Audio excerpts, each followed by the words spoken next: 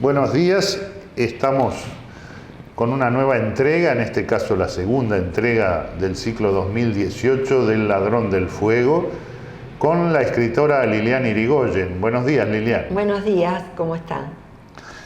Este ciclo se transmite desde la Fundación María Chacos, que patrocina este programa y que cuenta también con el auspicio de la firma Mare Limitada, representante para Uruguay de la División Sistemas Médicos de General Electric.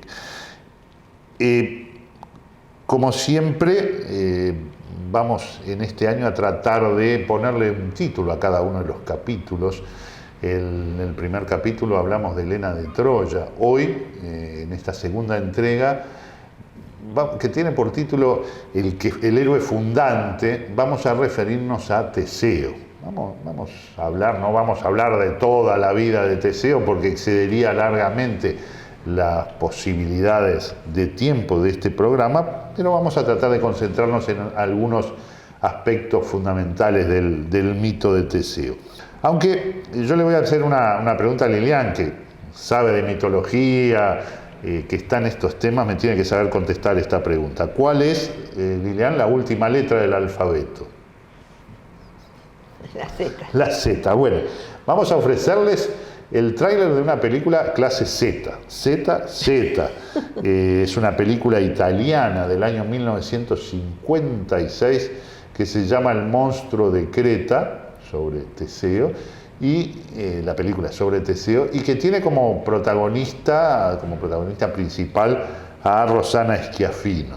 Eso va a ir al final de nuestra entrega de hoy. Vamos ya entonces a tratar de entrar en el tema. Dijimos que íbamos a hablar de Teseo, que en griego antiguo quiere decir el que funda, pero no referido al que va y funda una ciudad, por ejemplo, sino al fundante, al héroe fundante, el que sienta las bases de un determinado sistema, que se puede asemejar a lo que fueron Cadmo y Perseo, ¿no? Sí, tal cual. Que cada uno en su zona, Cadmo en Tebas, Perseo en Argos. Pero, Teseo puso muchas bases, de hecho después fue adorado de alguna manera, o por lo menos se le concedió un lugar donde se le tributaban honras especiales luego de muerto, ¿no? Era tal la fuerza que tuvo ese Teseo para ese pueblo. De hecho se equiparó a Heracles Dorio, Teseo ateniense. No fueron contemporáneos, ¿no? Más allá de que hay algunas historias que dicen que fueron amigos, otras que dicen que no. Generalmente se piensa que es una generación anterior, Heracles, pero hay partes de la leyenda que dicen que marcharon juntos contra las Amazonas, otras dicen que fueron juntos a la expedición de los Argonautas, pero generalmente no se toman como juntos. Sí, después vamos a ver algunas cosas también ocasionadas, donde están relacionados, ¿no? Más o menos, Teseo también es anterior a la guerra de Troya, porque en la guerra de Troya participaron Acamante y Demofonte, que son hijos de Teseo. O sea, para ubicarnos un poquito en el tiempo. Claro, estamos hablando de hace más de 2000 y pico de años, bueno, ¿no? Sí, en 1300, alrededor del 1300 se dice que fue la Troya invadida por los aqueos, yo qué sé, más años, menos, no sé, sí. Alrededor de esa fecha. O sea, 1300 a.C., ¿no? Sí, estamos hablando de hace más de 3000 años, ¿no? Sí. Bien. Lilian siempre nos explica que los mitos tienen sus versiones, diferentes interpretaciones, y como tal siempre tomamos, o ella toma la más aceptada o la que a ella a veces le gusta más. Pero vamos a hablar un poquito del origen, de la concepción de Teseo, que también de muchos héroes hay diferentes versiones sobre sus orígenes, sobre sus concepciones. Específicamente hay dos grandes vertientes, digamos, dos vertientes principales sobre el origen de Teseo, sobre su concepción, ¿cuáles serían? Bueno, el origen mortal lo hace hijo de Egeo y de Etra. El origen divino... Egeo, que era... tiene toda la vertiente ateniense. Desciende, es un árbol genealógico importante que tiene. Desciende de Erictonio, que según unas leyendas era hijo de la tierra y de Hefestos o de Atenea, cuando trató de rechazar una violación de Hefestos y el semen cayó sobre la tierra. Se consideraba Erictonio como un autóctono, ¿no? Nacido de la propia tierra. A partir de ese hay una genealogía importante y larga que llega hasta Pandión II, y ahí viene Egeo y Palante, ¿no? Que son los que otros hijos, pero esos dos son los que tienen que ver además en esta historia. Y la parte de Etra, que viene de Pélops y de Tántalo, que Tántalo es hijo de Zeus. Bueno, Tántalo, Pélops, ahí viene Piteo viene Etra, es hija de Piteo, y esta Etra que se junta o se une a Egeo por una estratagema, daría a luz a Teseo, ¿no? Egeo que había consultado al oráculo, ¿no? Exacto. Bueno, y no hablamos del origen divino, que es, según unas versiones, se unió a Egeo y a su vez fue a hacer un sacrificio de noche después de haberse unido a Egeo, y bueno, la sorprendió a Poseidón, y bueno, y de ahí habría nacido entonces Teseo. O sea, no hay dudas sobre que Etra es la madre. Sí están las dudas sobre si el padre es Egeo o es Poseidón, ¿no? Exactamente. Como que tenía... Un relativo parecido, ¿no?, a lo que le pasó a Heracles con Almeno, pero bueno, por algo son héroes que continuamente van a la par, pero en distintas zonas. Inclusive Heracles fundó los Juegos Olímpicos, y Teseo los Juegos Ístmicos, que son en honor a Poseidón, uno a Zeus y el otro a Poseidón, ¿no? Si tuviéramos, por ejemplo, si hubiéramos tenido una revista Hola en aquella época, sería más glamoroso ser hijo de Poseidón en ese entonces, ¿no? Y era uno de los dioses principales, junto con Zeus, ¿no? Bueno, y de Egeo, volviendo que te había preguntado, vos contestaste, Egeo había consultado a Delfos, porque no tenía hijos, descendientes, ¿no? Y ahí en ese momento era muy importante tener hijos varones para seguir con la dinastía y para reinar en la propia Atenas. Bueno, el oráculo, como todos los oráculos, tenía esa capacidad de contestar sin contestar. Entonces, siempre eran como acertijos o como cosas que, si no se sabían interpretar correctamente, podrían ser nefastas. En este caso no fue nefasto. Se le dijo que no podía abrir el odre de vino hasta llegar a Atenas. O sea, nada que ver con lo que él preguntó aparentemente. Como él no entendió la explicación, decidió acercarse a Piteo, que era el rey de Tresén, para preguntarle. Tresén está cerca, ¿no?, de Atenas, desde Esbiopo no tanto. Y Piteo, que entendió perfectamente el oráculo, le hizo una trampa. Le destapó el odre de vino y se embriagó. Y ahí Piteo aprovechó que quería descendencia poderosa y lo unió a Egeo, a su hija Etra. Bien. También estaba entra el tema de los primos de Teseo, ¿no? O sea, Egeo no tenía hijos, pero sí tenía sobrinos. 50 sobrinos. 50 sobrinos que aspiraban de una manera u otra al trono. Entonces él decide proteger a Teseo, ¿no? Y lo deja en Tresén. Lo deja ahí, pero sí le dice una condición a la madre. Le dice que cuando considere que el hijo está suficientemente fuerte, levante la roca pesadísima donde había ocultado un par de sandalias y una espada, y que se presente a Atenas con esos presentes que le deja el padre. Y bueno, se va Egeo hacia Atenas, y el chiquito Teseo nace, crece, se hace fuerte, Y según se dice, cuando cumple los 16 años, la madre ya considera que está suficientemente fuerte, corre la roca y se hace de los dos presentes de su padre, la espada y la sandalia.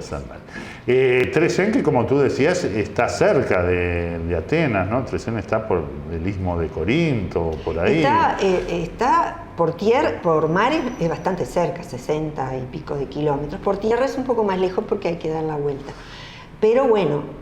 Pero sería como una distancia de Montevideo a Colonia, por ejemplo. Sí, ¿no? Ese es todo el recorrido de toda la historia de Teseo, ¿no? A excepción de cuando va a Creta. Bien, tú decías que había llegado a los 16 años, que se podría considerar en ese entonces como una edad adulta, ¿no? Sí. Ahí pudo mover esa roca, encontrar los presentes que le había legado su padre, la espada y la sandalia, y ahí es que decide emprender el viaje a Atenas, ¿no? Y tenemos una serie de aventuras en ese viaje. Él, desoyendo los consejos de los peligros que implicaban un viaje por tierra, decide hacerlo, porque en ese momento ahí vemos que entra Heracles también en el relato, ¿no? Heracles estaba prisionero. Heracles estaba cumpliendo un castigo por un asesinato a Ifito, pero bueno, pero ya no debíamos. Y entonces el mundo, como él estaba de esclavo en Lidia,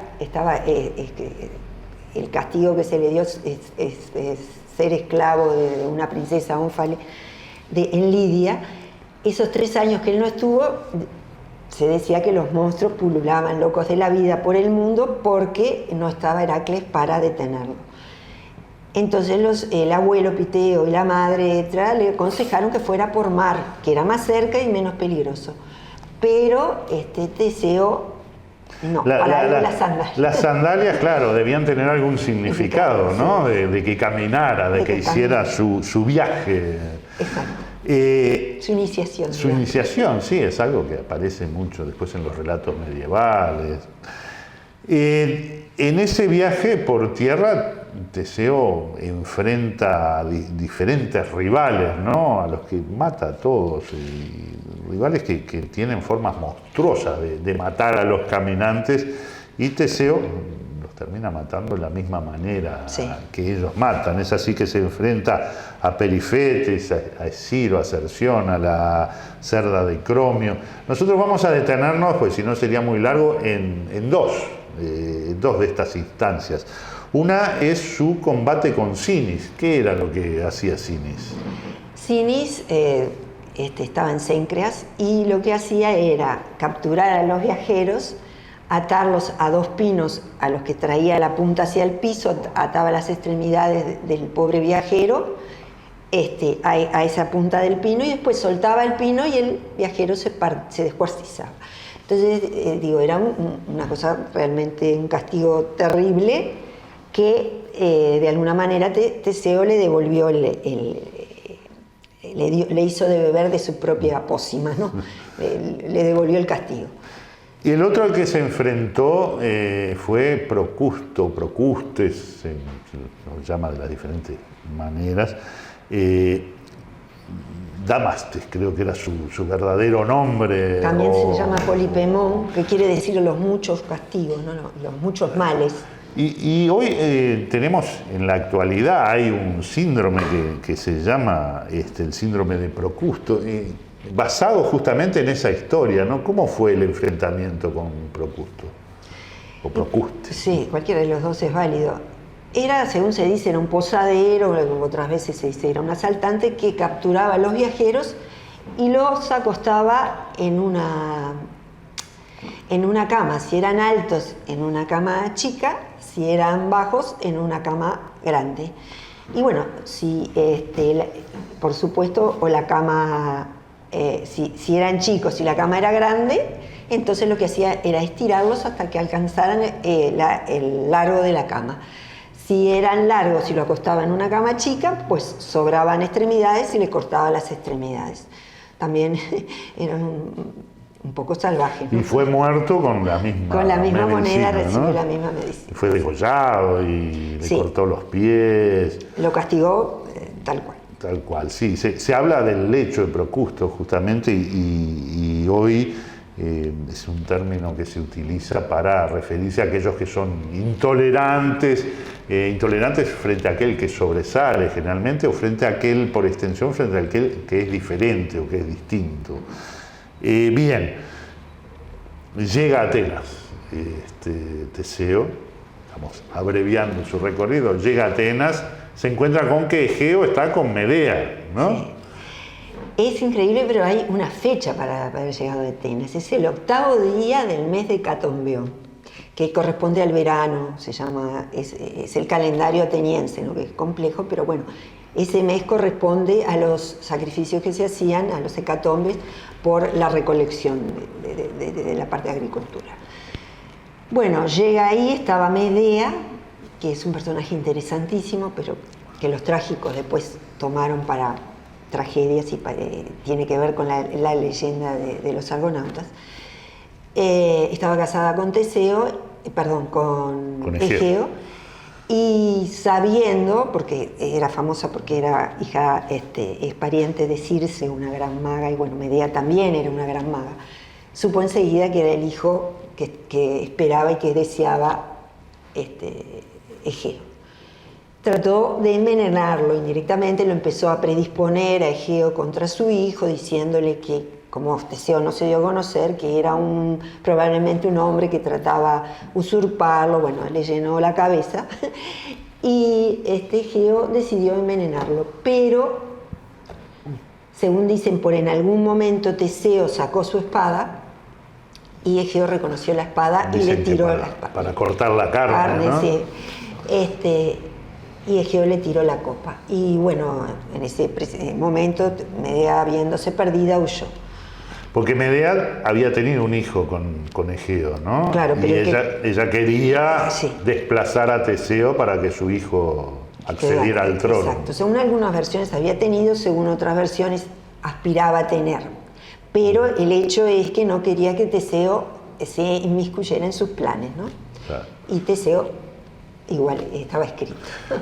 Teseo es reconocido por su padre en ese momento y obviamos también partes de la historia, pero llegamos al Minotauro, a la historia del Minotauro, ¿no? Sí, que es la parte pesada. Ariadna, un poco, bueno, contanos un poco resumidamente. Sí, muy resumido.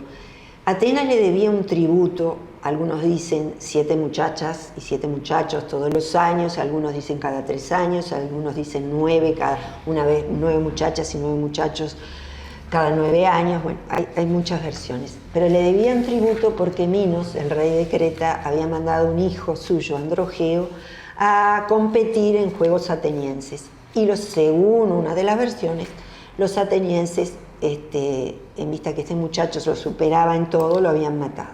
Entonces se entabló una guerra entre Creta y Atenas y bueno, finalmente para terminarla, porque se hacía muy larga, venían las pestes, etcétera, etcétera, transaron con Minos y se accedieron a dar esa juventud ateniense para pagar esa deuda. Según se dice, a la tercera vez que hubo que cumplir la deuda, fue Teseo entre los muchachos elegidos para ser entregado al Minotauro, porque ese era el castigo, ¿no? Que esos jóvenes que eran entregados no eran para crecer en Creta, eran para ser devorados por el Minotauro, que era un monstruo hijo de la esposa de Minos, Pasífae, y de un todo. Porque iban desarmados, ¿no? Sí, el hecho era que se los iba a comer el Minotauro, que devoraba hombres y que estaba encerrado en un laberinto, ¿no? ¿Y ahí qué pasó entonces? ¿Qué pasa? ¿Qué papel juega Ariadna ahí? Bueno, según unas versiones dice que Teseo se ofreció para salvar a su pueblo, según otras fue el propio Minos que lo eligió. Y bueno, cuando llegó a Creta, Ariadna, la hija de Pasífae, una de las hijas, junto con Fedra, que también hay tragedias con ella, hijas de Pasífae y de Minos, esta Ariadna se enamoró perdidamente de Teseo y le facilitó la entrada y la salida, y también, de hecho, la salida, ¿no?, de ese laberinto entregándole un hilo, según la mayoría de las versiones, y creo que la más poética, algunas dicen que le entregó una brillante. Pero bueno, ese hilo que ató a la salida del laberinto se internó por él, según algunos después fue armado, según otros no, y se enfrentó, finalmente encontró al Minotauro y lo venció. Según unos lo mató con la espada, según otros lo mató a puñetazos. Y ahí viene entonces el famoso hilo de Ariadna, exacto. ¿no? Bien, Teseo derrota al Minotauro, se va con Ariadna. Huye, incendia las naves. La deja en Naxos, donde después ella se va a casar. Según dicen, la abandonó, según dicen, los dioses le dijeron que la abandonara ahí porque estaba destinada a casarse con Dionisio. Y bueno, después la encontraría Dionisio. Según otras versiones más realistas, ella murió de tristeza porque fue abandonada, porque Teseo estaba enamorado de otra mujer. Pero bueno, sea lo que fuera, ella quedó en Naxos y él siguió. Y ahora vamos llegando ya al final de nuestro viaje de hoy, pero que tiene bastante de poesía, ¿no? ¿Cómo es su llegada a Atenas, ¿no? ¿Y qué pasa? Hicimos una maratón. Una maratón. Bien de Atenas, un maratón. Él había prometido que cuando llegara, victorioso, pues se tenía mucha fe, Teseo, como todos los héroes, iba a llegar desplegando en la nave las velas blancas. Pero con todo este asuntillo con Ariadna se olvidó y dejó las velas negras, que eran las velas con las que partían los jóvenes de Atenas. Y bueno, el padre, que estaba, según algunas versiones, mirando el mar, según otras estaba sobre la Acrópolis, vio venir las velas negras y pensó que Teseo había muerto. Y bueno, se tiró al precipicio, al mar, según unas versiones se tiró al mar, y en el mar pasó de llamarse como se llamaba, el mar Icareo pasó a llamarse Mar Egeo, en honor a la muerte de Egeo. O sea que el mar Egeo que nosotros conocemos hoy está originado en una presunta tragedia desde el punto de vista de Egeo, ¿no? Que sí. Le dio nombre.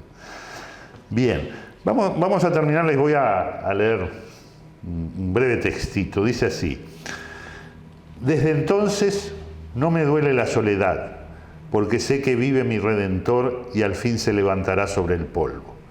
Si mi oído alcanzara todos los rumores del mundo, yo percibiría sus pasos. Ojalá me lleve a un lugar con menos galerías y menos puertas. ¿Cómo será mi Redentor?, me pregunto. ¿Será un toro o un hombre? ¿Será tal vez un toro con cara de hombre? ¿O será como yo? El sol de la mañana reverberó en la espada de bronce. Ya no quedaba ni un vestigio de sangre. ¿Lo creerás, Ariadna?, dijo Teseo.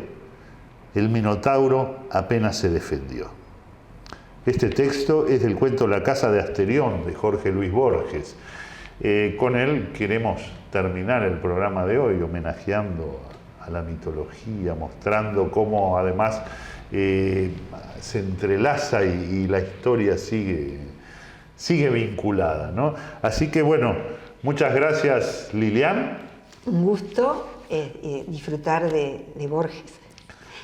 Y bueno, hasta la próxima. Y los esperamos en la próxima entrega. Como siempre, agradecemos nuevamente a la Fundación María Chacos, que nos recibe en su casa y auspicia este programa, y a la firma Mare Limitada, representante de la División Sistemas Médicos de General Electric. Gracias y hasta la próxima.